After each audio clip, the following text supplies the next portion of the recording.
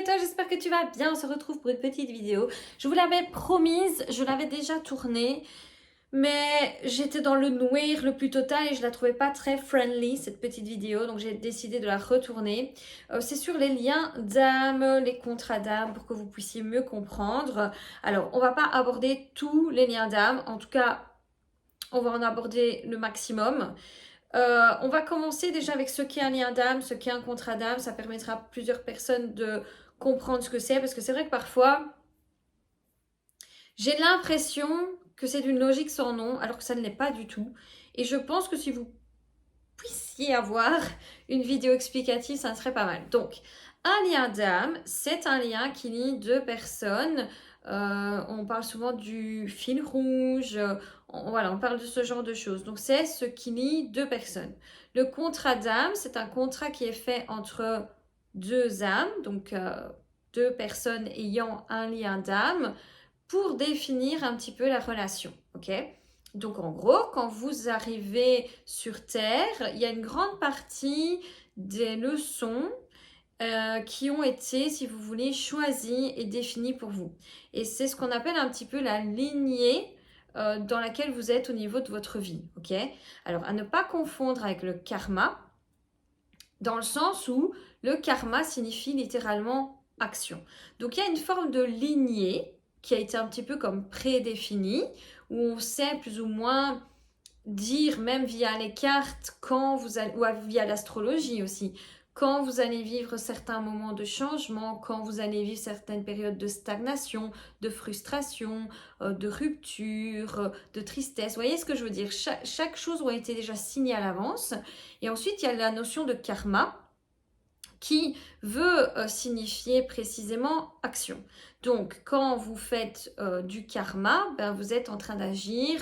Oui, vous trompez peut-être quelqu'un, vous agissez bien avec quelqu'un d'autre, et cette action en amène une autre suivant votre développement. Ça, c'est à comprendre aussi. C'est-à-dire qu'une personne qui va avoir ce que l'on appelle une vieille âme et qui a une compréhension déjà élevée de la sagesse, du bien-être de l'autre, de l'altruisme, ce genre de choses, va avoir plus rapidement un espèce de revers à son action qu'une personne qui est en train d'apprendre. Chacun son niveau, et c'est pour ça que on vous dit d'ailleurs que la roue ne tourne pas spécialement, enfin moi en tout cas je l'explique souvent, la roue ne tourne pas spécialement, le karma ne s'abat pas spécialement sur quelqu'un. Parfois je rigole avec ça, le karma, mais en vrai, c'est faux. Parce que du moment où vous avez un lien d'âme spécifique avec quelqu'un, que vous signez un contrat d'âme avec cette personne pour apprendre quelque chose, que cette personne fait ce qui a été dicté, entre guillemets, et ce pourquoi vous étiez ensemble, on va pas avoir un impact sur son karma vu que tout était dicté, vous comprenez? Donc si quelqu'un doit par exemple vous faire subir une blessure de trahison, pourquoi l'univers, le divin ou ce en quoi vous croyez va s'abattre sur cette personne du moment où c'était juste. C'est pour ça qu'on dit toujours que c'est juste, alors que vous le compreniez ou pas, ça c'est autre chose. Même moi j'ai parfois du mal, même souvent du mal à l'entendre et à l'accepter. Et pourtant c'est comme ça. Donc ça c'est déjà important de comprendre ces deux notions. Bon, dans les liens d'âme, il y en a plusieurs et les contrats d'âme ont plusieurs spécificités. On va commencer par les contrats d'âme. Alors, les contrats d'âme, ils peuvent travailler sur vos différentes blessures, rejet, humiliation, trahison et patati patata.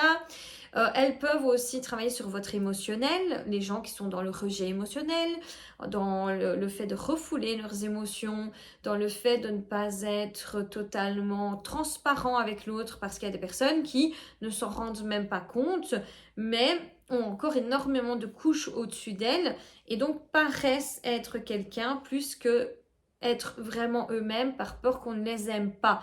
Donc en faire des caisses, en faire de trop, toujours dire oui. Je ne critique pas, je vous explique juste ce que les contrats d'âme vont vous permettre de faire évoluer dans votre vie.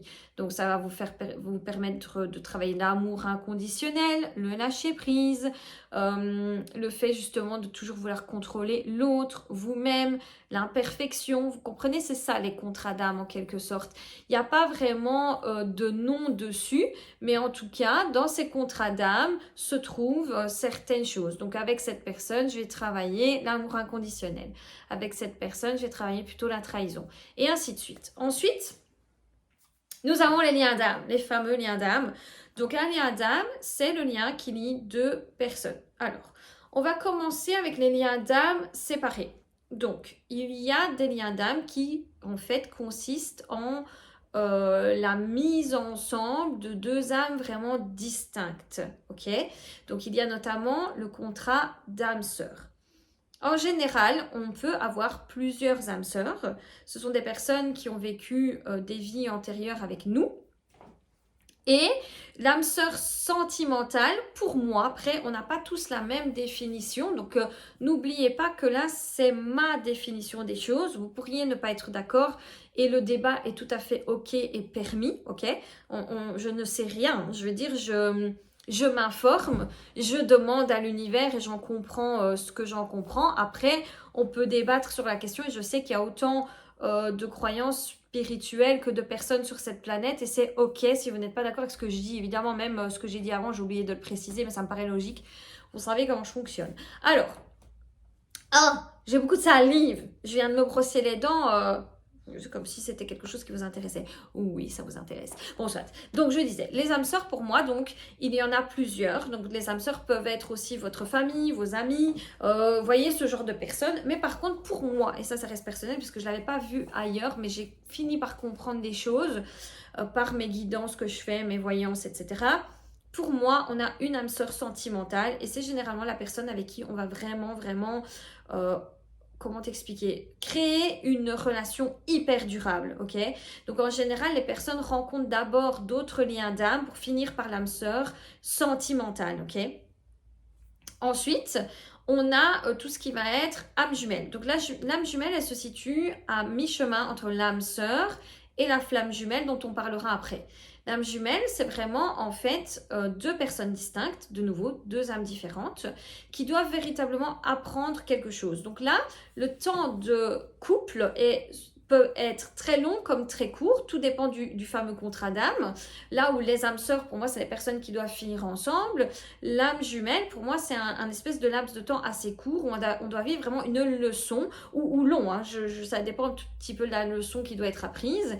Et en fait, les deux marche main dans la main pour se faire évoluer jusqu'au jour où ça se termine et ça se clôture. Et généralement, avec les âmes jumelles, il n'y a pas de retour en arrière. Là où avec les âmes sœurs, il peut y avoir des pauses, des hauts, des bas, des petites périodes finalement de rupture et puis que ça se remet, hein, d'accord? On n'a pas dit que les âmes sœurs, c'était nécessairement la relation parfaite où vous restez toute votre vie avec la personne, il n'y a rien, pas de... bien sûr, il va y avoir des hauts, des bas, des petites brettes, mais enfin, en tout cas, les deux sont voués à être véritablement ensemble. Là où les âmes jumelles, du moment où ça finit, ça finit. Et ensuite, il y a aussi les flammes jumelles sur le même thème, hein. C'est les trois, pour moi, grands axes principaux de... lien d'âme. Donc là, par contre, pour moi, ça ne reste que personnel, comme je le dis, hein, on peut ne pas être d'accord. Pour moi, la flamme jumelle, elle fait partie de la même âme et en gros, on a divisé les deux. Prenons un petit peu l'exemple du yin et du yang, ok? Donc en gros, il y a vraiment deux polarités différentes et le but, c'est que les deux se rejoignent. Alors, ça a été quand même prouvé pas mal que même au niveau scientifique, et j'en ai déjà parlé à certains d'entre vous, qu'en fait, il y aurait la réplique exacte de votre ADN ou de ce que vous êtes sur cette planète. Et donc, c'est ça qui met en exergue le fait que les flammes jumelles existeraient bel et bien. Ok? Et donc, en gros, la flamme jumelle, pardon, c'est ça. C'est ce côté où le yin et le yang arrivent à se mettre ensemble. Mais c'est avant tout un espèce de long parcours. Donc, par rapport à l'âme sœur, la flamme jumelle, normalement, dans la finalité du parcours, l'emporte. Parce que c'est en quelque sorte la fusion ultime de deux êtres. Enfin, de deux êtres. Oui, de deux êtres, mais d'une seule âme, entre guillemets, ça va. Et donc, ce qui est difficile avec les flammes jumelles, c'est que souvent, il y a des ruptures, ça va, ça vient. On a le rôle du runner, qui est la personne qui fuit la relation. On a le rôle du chaser, celui qui veut que la relation se fasse. Et donc, on a un qui court un petit peu aux fesses de l'autre. Et quand le chaser retrouve quelqu'un d'autre, le runner revient. Mais aussitôt que le chaser revient, le runner repart. Et donc, on est vraiment sur une espèce de chassé-croisé. infernales. Donc en général, les flammes jumelles qui ne sont pas évoluées, hein, on parle des flammes jumelles basiques, elles vont avoir une relation très courte, hyper intense, rupture, des hauts, des bas pendant très très très longtemps, ne jamais vraiment se perdre de vue, garder contact, je veux dire, comme par hasard vous la recroisez, elle vous recroise, hein, soit c'est un espèce de truc sans fin et vous arrivez vraiment pas facilement à couper les liens avec cette personne, jusqu'au jour éventuellement où vous fusionnez dans cette vie ou dans une autre, évidemment, sinon ça serait pas drôle. Ensuite, on a tous les liens d'âme un peu plus, on va dire, annexes, comme les âmes passionnées, qui sont vraiment là pour une passion, quelque chose d'assez suspendu dans le temps, les âmes doubles, les âmes miroirs, où elles sont là pour justement se faire un petit peu face. Donc, je te trompe, comme ça, je te fais travailler ta blessure de trahison. Quand je dis tromperie, ça peut être mensonge, ça peut être une amitié. Vous voyez ce que je veux dire? Les âmes passionnées ne sont pas, ou âmes doubles, âmes miroirs, ne sont pas spécialement que des compagnons, compagnes. Ça peut être aussi des liens que vous avez, comme par exemple avec moi. Du moment de toute façon où vous rencontrez quelqu'un sur cette planète, vous avez forcément un lien avec elle. Ça y est, je deviens canadienne. Vous avez forcément un lien avec cette personne. Vous ne croisez personne par hasard, que cette personne soit vous apporte plutôt du positif, vous apporte du négatif. Cette personne, elle n'est pas spécialement négative ou positive. Ça dépend de ce qu'elle a à vous faire vivre en tous les cas. Ok? Ensuite, on a les âmes inconnues. C'est des âmes jamais vues, jamais rencontrées dans une autre vie qui est vraiment là pour vous faire vivre quelque chose d'assez inconnu, d'assez unique et nouveau pour vous. Voilà, je pense qu'on a fait un petit peu le tour des différents liens d'âme qui sont les plus importants pour moi. Oui, je suis en train de réfléchir, mais oui. Et donc voilà, j'espère avoir été assez claire sur les schémas. De toute façon, je pense que du moment où vous savez à peu près comment ça fonctionne, chaque situation va être tellement différente que c'est impossible de donner un seul et même exemple parce que chacun va vivre son expérience de manière unique et propre. Et c'est pour ça que c'est important de savoir exactement où vous vous situez. Il ne faut pas oublier une chose parce qu'il y a beaucoup de gens qui se trouvent dans des liens d'âme annexes comme âme inconnue, âme passionnée ou âme jumelle, etc. qui me disent, je suis sûre, je suis avec ma flamme jumelle, et puis en fait, ce n'est pas du tout le cas. Donc n'oubliez pas une chose, que c'est pas parce que ce n'est pas votre flamme jumelle que le mal n'est pas le même.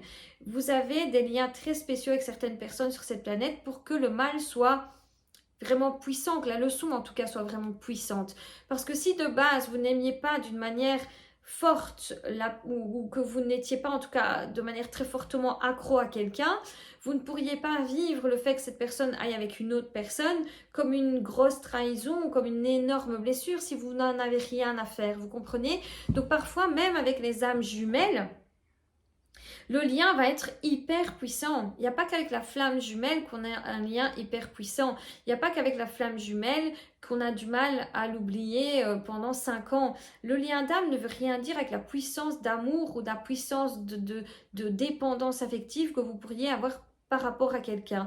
Et c'est pour ça que quand vous êtes en séance, que ce soit avec moi ou avec n'importe qui, quand on vous dit que quelqu'un n'est pas quelque chose, ça n'est pas pour minimiser le lien qui vous lie. C'est pour pas que vous mettiez des mauvais mots sur des choses qui n'ont pas de sens. Je veux dire, pourquoi essayer de rentrer en fusion avec une âme jumelle du moment où cette âme jumelle était simplement là pour vous apprendre une leçon et qu'au final, avec cette personne, bah voilà, soit vous coupez les liens, soit vous devenez bons amis, bons copains, et puis c'est tout. Je veux dire, on n'est pas en train de minimiser en disant c'est une âme sœur, c'est une âme jumelle, c'est une âme passionnée, une âme inconnue, vos sentiments ou émotions par rapport à ces personnes, parce qu'il y en a qui se vexent d'une force quand on leur dit que c'est pas une flamme jumelle, mais mettons les mots justes sur les situations et sur les personnes, mettons les bons contrats d'âme sur les situations et les personnes, et ça doit être ok en fait. Maintenant je comprends la frustration quand vous aimez beaucoup quelqu'un, et puis que vous la recroisez, que vous savez que ce n'est pas une flamme jumelle, vous ne comprenez rien à rien. En vrai, les liens d'âme et les contrats d'âme ne sont pas là pour que vous compreniez quoi que ce soit. Ils sont là, point. Après, que vous ne compreniez pas, que vous doutiez, on va dire, on s'en fout. Vous voyez ce que je veux dire? La personne qui va jamais vous faire un procès parce que vous pensez que telle ou telle personne est votre flamme jumelle alors que ce n'est pas du tout le cas. Mais en tout cas, ce qui est sûr, c'est qu'une flamme jumelle, on n'en a qu'une. Une âme jumelle, on peut en avoir plusieurs. Âme sœur, plusieurs également. Et toutes les autres, plusieurs aussi. La flamme jumelle, c'est c'est le seul et unique lien d'âme qui est unique, justement. Ok? Donc voilà.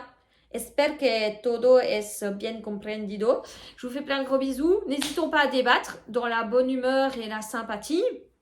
Ok, on peut ne pas être d'accord, j'en ai déjà dit. Mais voilà, voilà. En tout cas, je sais qu'il y a cette étude qui a été faite sur le plan plus scientifique. J'essaierai de la retrouver. Je voulais en fait la partager. Et malheureusement, la vidéo, elle était, vous voyez, copyright. Donc, il n'était pas possible de la partager.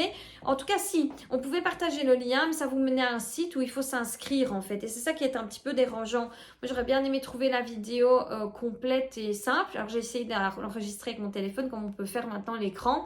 Mais c'était tout noir. Donc, ils avaient mis quand même quelque chose pour pas qu'on puisse enregistrer cette fameuse vidéo. Bon, après, vous savez, dès que c'est des... vous voyez comment on appelle ça, des sites un peu plus officiels, comme par exemple tout ce qui est journalisme et tout, souvent il faut payer pour avoir des genres d'abonnements, vous voyez, et donc, bon, forcément, on va pas leur faire perdre des sous, mais si vous vous renseignez un petit peu, je pense que vous trouverez cette vidéo, et si je la retrouve, je vous remets dessus, ça va, parce que c'était beaucoup mieux expliqué que moi, évidemment. Je vous fais plein de gros bisous, et à très vite.